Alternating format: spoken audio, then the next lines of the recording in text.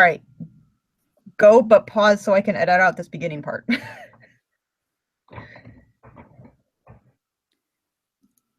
Welcome, everyone. Thanks for tuning in to our second AMA Ask Me Anything. I am one of your section reps and college relation chairs, Elaine Reeves. And I am Teresa Crack, another one of your section reps focusing on the virtual brand coordination. So Teresa, if I were a new member of our group, where would I be going to figure out where to meet other female engineers within the Pacific Northwest? So one of the things that we have is a great starting place to learn what we do as a group and kind of learn how to get engaged with other members is our webpage. We've got that up on the screen here, and specifically in terms of what we do as a section, we've got a whole area over here for events and activities that breaks it up into our key areas: our professional development, outreach and volunteering, our book club stuff, and then the Puget Sound Engineering Council, or PSEC. We have a little bit of a blurb on their page that cross-links to their stuff. But if you click on the events and activities, this is going to show you the schedule of all of the events that we've got going on, plus some key milestones for a variety of other things in and around the community that other people tell us about. So like tonight, you can see that we've got our event going here, and you can click on that and get the info about it. So this is the best place to go. Oops, sorry, I didn't mean to scroll down like that. This is the best place to go to kind of learn what we do as a section and where and when we do it. That's a really great tool to figure out what I could be doing on a free night to meet others. But if I'm someone who is really into Facebook, I'm really into making Facebook events and letting my friends know what I'm doing, what about there? So one of the things that we have for our section is we have two different ways to interact on Facebook. One is by liking our Facebook page. And if I prep this right, this is that page right here. And if you like our page, you're going to get all sorts of information about what is going on with our section, other SWE information. We've got a scholarship program. You'll get to see some great photos. And so if you like our page, you'll get to follow along with that. The other thing that we have for more of like a dialogue and interaction between our members is we do have a member forum. It's a closed group on Facebook. And this is a place where we can, share information. Like Grace just posted, and Grace is our section president. Somebody contacted her and gave her information about a regional future cities competition. And so that got posted there. Some volunteer opportunities with FIRST got posted. We have conversations about our book club selections here. That was the one that we read this past month. So this is another great space to have that interaction between members, or just share something that you found interesting yourself, or share that kind of, hey, I read this over on, website, share the link and start a discussion there. Wow, that's really cool. I mean, it's great to know that Facebook can be used as a tool for meeting people that way. What if, I have a relative that's in college and I want them to join SWE and have the SWE experience that I'm having? Where would you direct them first? So one of the things that I would definitely say is to get familiar with the national SWE page. And specifically, there's a whole membership tab out here. And you can join SWE by finding that. You can also find the section that is closest to them. And Elaine, I'll toss this back over to you in a second so you can talk about what's around us. But you can sort by state, and right now I have the Washington section showing. So you get to see the Washington sections, and if I click all, you see both the mix of collegiate and professional sections listed here. So you can find your university section through this, the SWE org page, as well as through potentially the university and college relations on the university side. So I think that might be a good transition to maybe toss this back over to you, Elaine, for some answers and some dialogue on our college relations area. Are you up for some questions now? Sure. Let's show what we've been working on our webpage to showcase Perfect. our local collegiates. All right, so I'm going to click here. It's our college relations page. All right, so Elaine, if you want to walk us through what we have here and tell me where you would like me to click for more information. So we're trying to always expand our website here and be more inclusive of what's going on. So the big push this year is just getting more involved with the students around us, because they always want like a sounding board of what's going on with school, and how if what their mindset is for school is correct, because we all know boys and girls think differently, and it's true at any age. So what we started is listing the college sections that are here in the area of Seattle that get help from us. So the first one is Seattle University. That's a private Catholic school here in the area. University of Washington. They're located in Seattle as well, and that is like the major public school in the area. Next is Washington State University, Puget Sound North, and Everett Community College as well. So Elaine, with the sections that we have and that we're showing here, what kind of things can we help the sections with in terms of, do we do any activities or events where maybe the Collegiate engineers could participate with us? Are they able to come to the professional events? So the way that the professional section and the college sections are set up, they almost run as separate entities. So the students can create their own events, host their own events, do whatever they want, and the same as well as professionals. And students are always welcome to come to professional events. It's just a matter of getting the word out there to let them know, and offering, and we always offer a college rate for the students to come, which is less than what a professional is asked for. Okay. So if I was somebody that wanted to find out and kind of get information emailed to me, what's the best way that you would say to do that? I would say the new form that we have created on our website, where you go and do section communications email list, and you scroll down to where you subscribe to our mailing list. And this is true for professionals and collegiate students. You just fill this information out and you let us know what information you'd like to know, and that will start getting pushed out to you almost immediately. And I will also add here, just because I know we've been working on updating our form, we are also trying to make sure that we list the Collegiate sections here, so that if we're doing targeted emails to the Collegiate sections, we know what sections and how to differentiate some of our communication, so that if it's Collegiate focused, it's going to the Collegiate group versus, hitting everybody on our list. So we do try to, this year we're introducing those segment kind of mailings, and then you can see our past email campaigns down here at the bottom in case you may have missed something. So I think we've talked a lot about what Pacific Northwest does with the college sections. Do you have a college experience with SWE, Elaine, that you'd like to share with us? So myself, I attended the University of St. Thomas in St. Paul, Minnesota, and I joined SWE as soon as I was a freshman, and that was mostly because my school was just starting their SWE section, and they needed 10 signatures, and I ended up being one of those 10 signatures. And I did have to pay for my membership. It was $20, which seemed like a lot as a freshman, but it was worthwhile. As an electrical engineer background, there weren't a lot of females that stayed within that program. A lot of girls after the first year actually became nurses at my school. That was the trend I saw.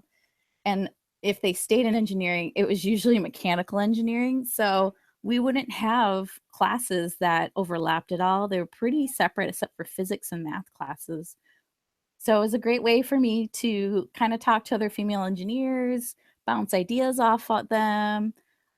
There's more than just the SWE group at my school. So some of those girls were like on the Baja team, and they would be building the racer for that to race every year. Or I was also in IEEE. So then I would get technical knowledge for my field in IEEE, and I would still get just general engineering knowledge with SWE.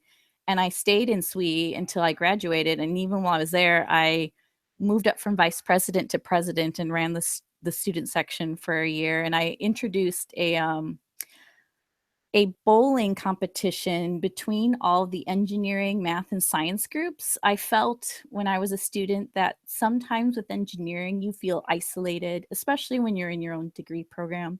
So I thought if we created this bowling competition that we'd all get together at a bowling league or bowling alley, like I think it was like 5 blocks away from campus, and it's still going on today.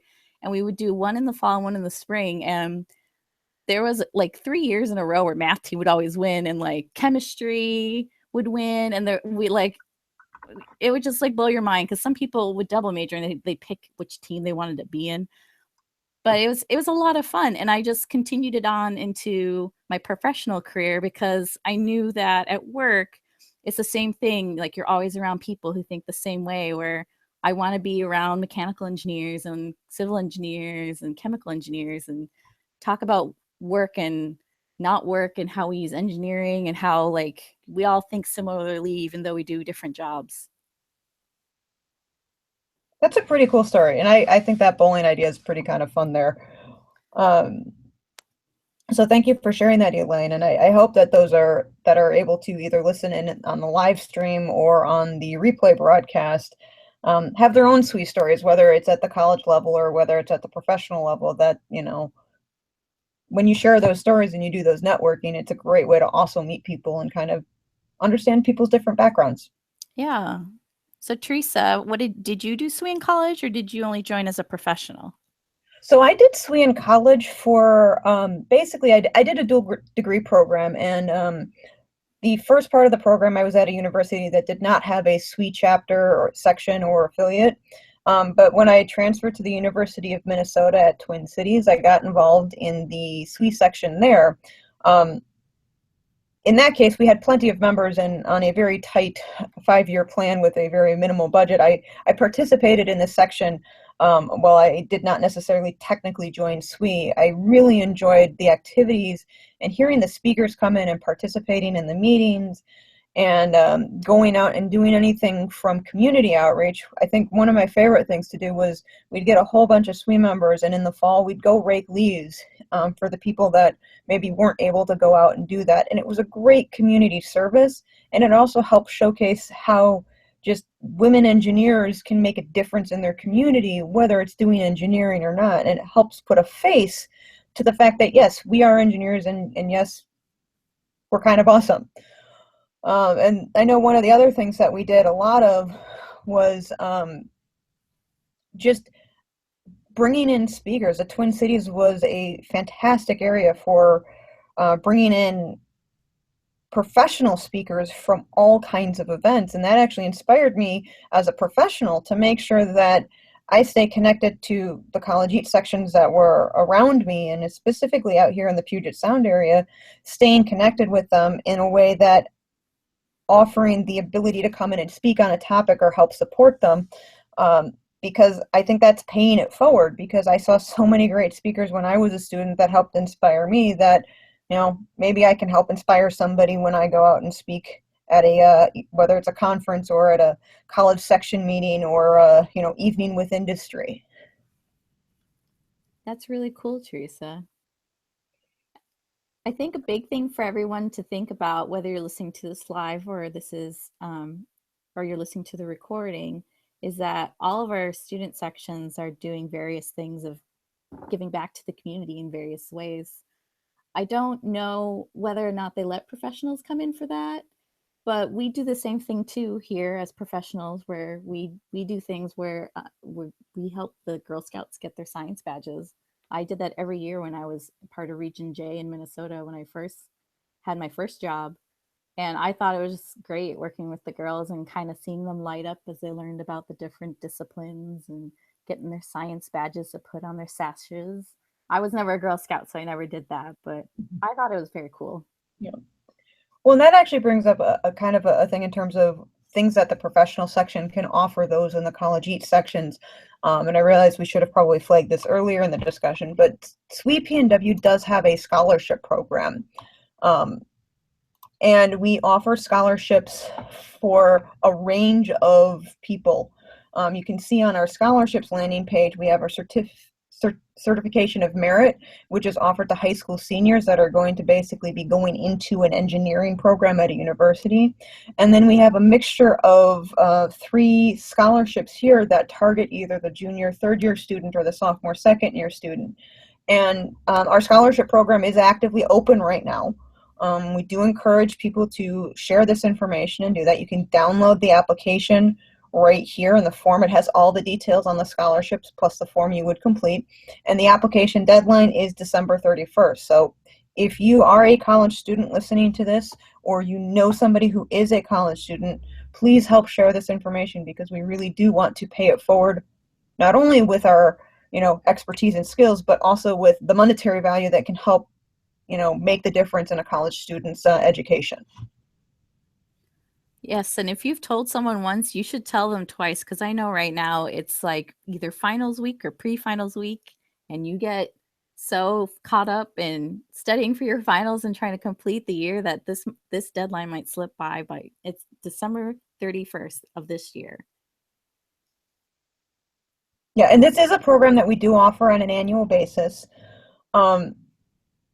And all of the information usually gets updated in the fall time frame, and it usually opens around the end of October. So if you're not one of the people that meets the criteria for the targeted age range this year, mark it for your calendar for next year, and keep coming back to the SWE PNW scholarship pages for more information, or follow us on Facebook to get the latest and greatest on our scholarship programs. And there are national scholarships as well through SWE, and we will let you know as soon as that opens up to make sure that we can assist the students here in the Pacific Northwest as much as we can.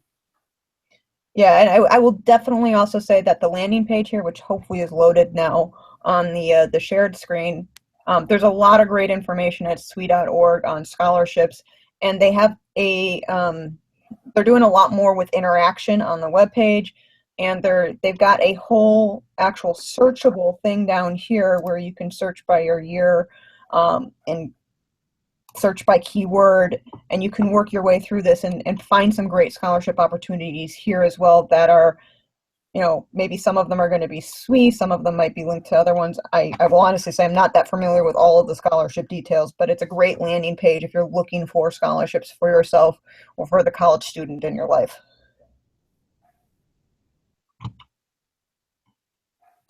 All right, so I'm going to hop back over to our homepage, just because it's a pretty picture and a nice landing page for the moment. So Elaine, one of the skyline here. Yes. So one of the things that I know that you've been working on is we just had a new SWE section, basically. They're an affiliate, a group.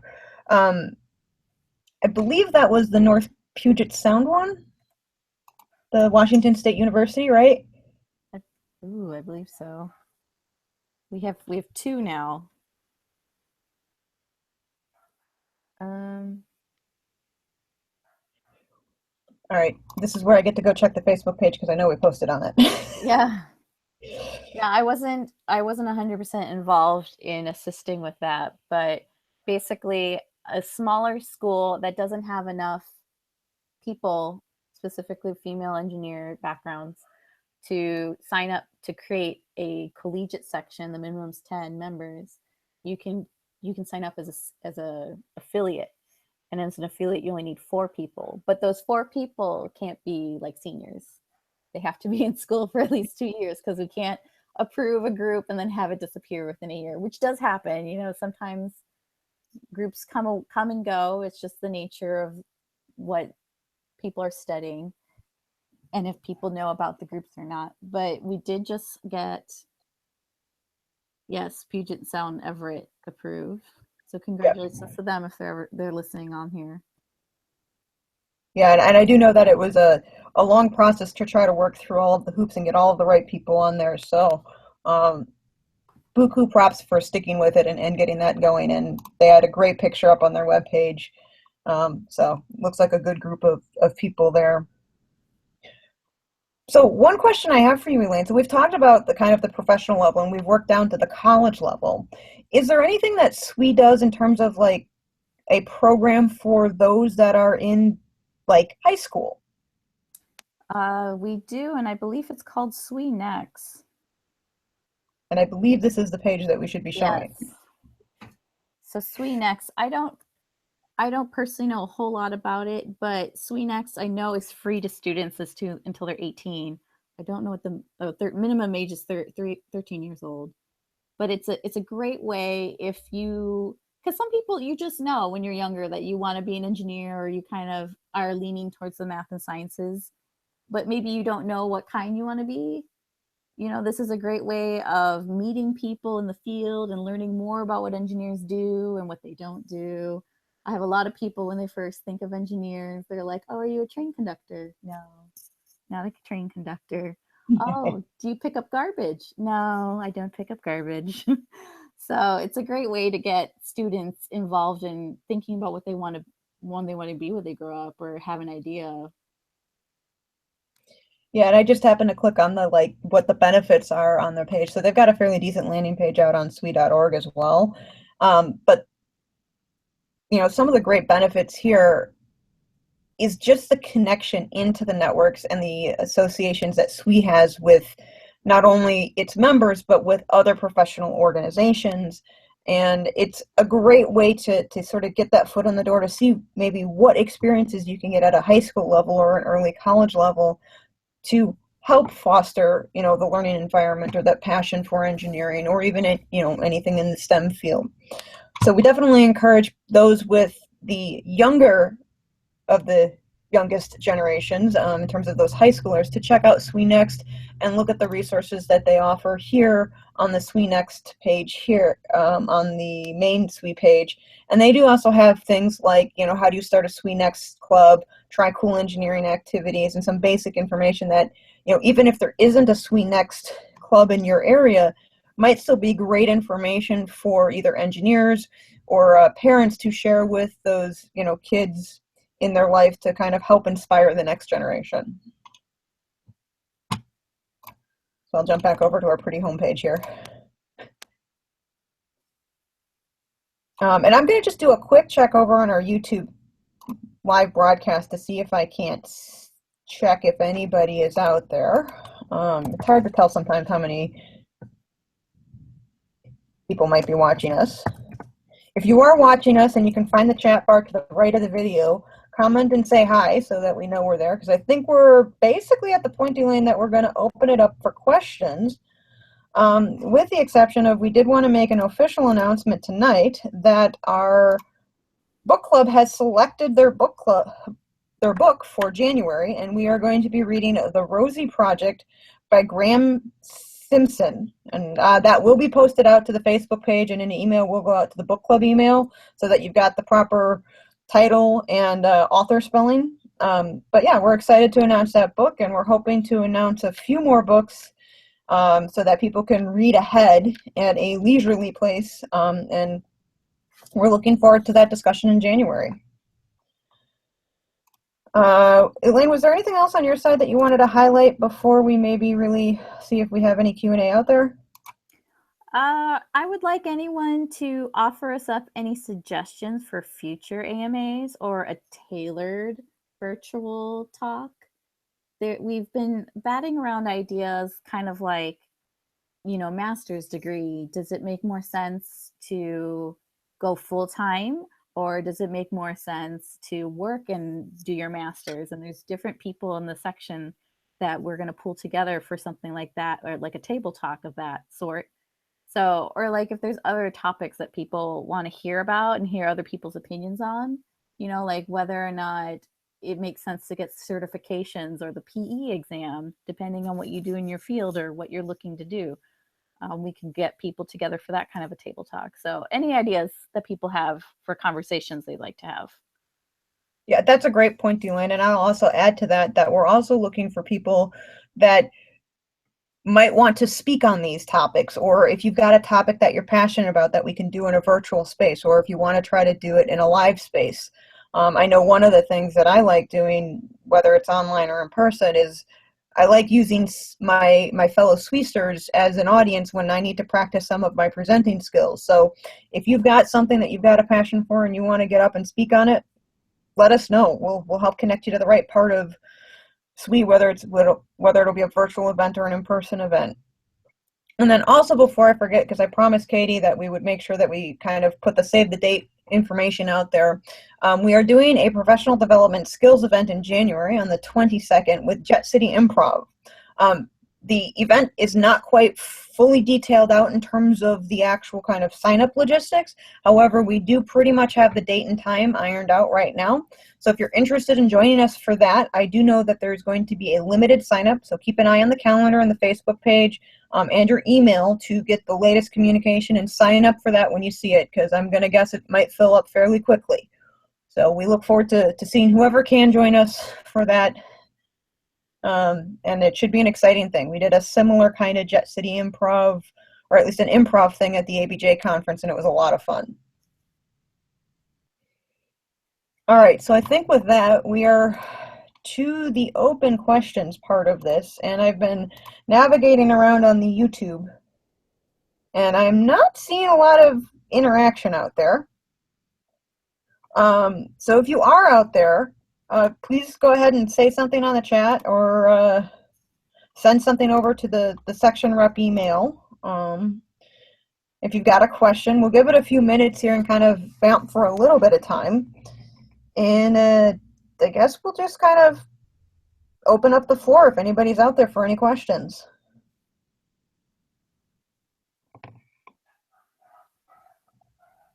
And we'll say hi to the pets in the background. Those are my pets. It's okay. My cat decided to sleep, and thankfully she is sleeping quietly right now. Yeah, they're easily excitable for some reason with the sun going down sooner. Yeah. Okay. Well, I could say while we're waiting for questions, another series I have been kind of thinking about, it's not 100% college relations focus. It might be more like a Q&A type of thing, but a lot of things that my mentees that are either young engineers just out of school or in school ask me is kind of like, well, are you a typical engineer? And I feel like when someone says, are you a typical engineer, you're talking about engineers that you see in TV shows from like the 40s and 50s, you know, with like like a Poindexter type thing with like the thick glasses and the pocket protectors. And I think that the way that the world has gone, the way that new trends are going, and just like the abilities of what we're able to do, I don't think there is a typical engineer anymore. You know, I always tell them I am not a typical engineer. I don't really come home and set up things or computers in my home. You know, I run Disney runs, and my sister is also an engineer, and she does, like, you know, she's like a triathlete. Like, she doesn't go home and tinker. So I don't want people to think that an engineer is someone that's just kind of nose in a book, always at a computer doing that kind of thing. You could be that, or you could be something completely different. I know engineers that became engineers to pay for their hobbies, or to pay for the fact that they really like expensive shoes, or, you know, like they knew if they were a musician they wouldn't make enough. So if there's people like that that people want to hear from or know about, you know, let us know and we can find them. Yeah, I will agree with that. It's like I've never felt like a typical engineer in the sense of what people probably envision as a typical engineer. And I think some of the best engineers are the ones that have both engineering breadth and depth, but also other experience breadth and depth. And it's kind of that saying, like, you know, mile wide, inch deep, have a little bit of variety to their background or their experience, whether it's, you know, at work or in their home life or with their family. And I think everybody has a great story to bring to the table as an engineer based on how they have, you know, grown and learned. Yeah, I agree. All right, so I think at this point we've kind of vamped for about 5 to 10-ish minutes here, seeing if anybody was going to join us for Q&A. I'm going to go check over in the Facebook group to see if anybody posted questions there or posted anything to our Facebook page. All right, so I think it looks like we are at the point that I don't see a lot of people asking questions or dialoguing. So I think, Elaine, we can go ahead and wrap it up. All right. I just want to say good luck to everyone that has any projects due as we come to a close for this year, or any projects or homework or tests for school, and that everyone has a happy holidays. Yep. Happy holidays, everybody. And thank you so much for joining us either live or on replay.